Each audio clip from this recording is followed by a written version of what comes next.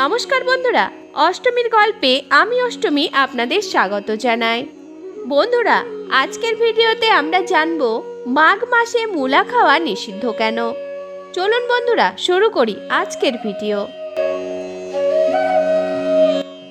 শিব পুরাণ মতে মাঘ মাসে পরশুরাম নিজের মহাপাপ থেকে মুক্তির জন্য ব্রহ্মার উপদেশে শিবের নিকট যাওয়ার জন্য কৈলাসে যান। কিন্তু কৈলাসে পরশুরাম শিবের সঙ্গে দেখা করার ইচ্ছা প্রকাশ করলে তাতে বাধা হয়ে দাঁড়ালেন হৈমবতী নন্দন গণপতি।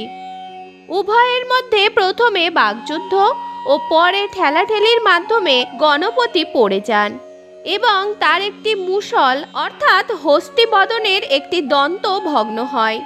সেই মুষল থেকেই মূলা গাছের জন্ম বলেই মাঘ মাসে হিন্দুদের অর্থাৎ সনাতন ধর্মাবলম্বীদের মূলা ভক্ষণ নিষিদ্ধ।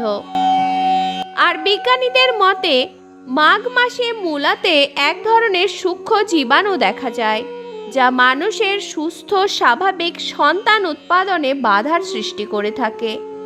অর্থাৎ ওই সময়ে এই খাবার খেলে পরে সন্তানের ক্ষতি হওয়ার একটা আশঙ্কা থেকে যাচ্ছে।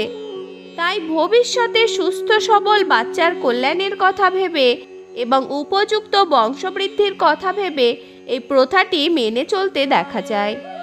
ভিডিওটি ভালো লাগলে অষ্টমীর গল্প চ্যানেলটিকে সাবস্ক্রাইব করে রাখুন।